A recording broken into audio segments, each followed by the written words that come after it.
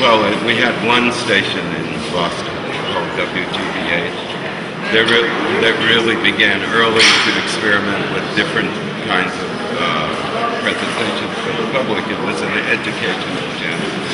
And they allowed their cameras to be used by artists.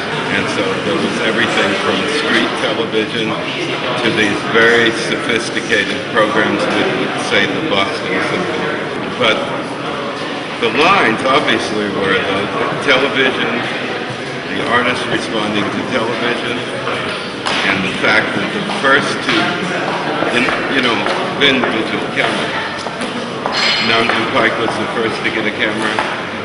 Frank Gillette was the second to get a camera, and they began showing work that only one television station was interested in at first.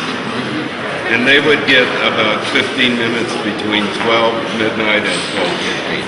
In fact, when I first started showing their work, I was immediately censored by the American Museum Directors Association because I had replaced the permanent collection with wires and television sets. So it was a question of the reaction of the old guard in the museum. So what it meant for me was there was no possibility for me finding a job in those days except in Texas. But in the job that I was in at the Edison Museum, which was the first video museum, we continued for about 4 years. And we did a lot of installation video, with sometimes up to 75 monitors.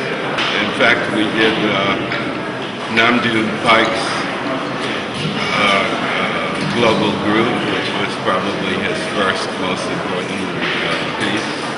And Frank Gillette's Pyramid with another 40 television sets. So that was very much in the style of the time.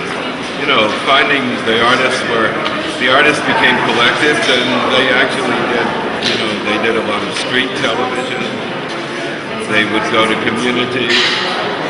They would televise people in prisons. We got a lot of information like that.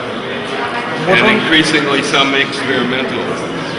Well, I tend to, my feeling is that if the journalistic stuff is, it has it's anti-government and it's very strong and it takes you somewhere you haven't been before.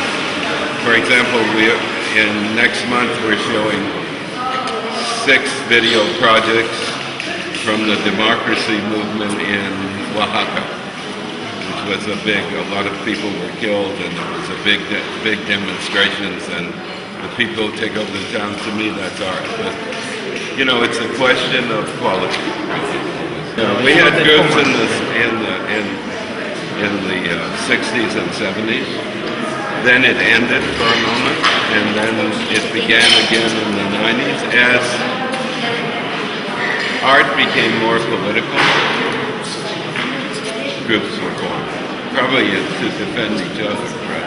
Well, I think groups are important because, one, they're able to pool their money. Sometimes it's easier for a group to get support. But, it seems to me when the times are more political, it just naturally forms collectives, and even collectives in the communist sense. Yeah, I think that I'm very interested in video journals. In fact, we get a lot of information from individual video artists, but we also get a lot of information from groups. And in many cases, we show it. We actually exhibit it. If for example, I've forgotten the name of the group that it was a Russian group.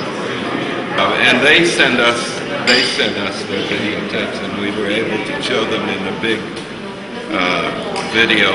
It was wonderful for us because it was the first contact that we had with a Russian group.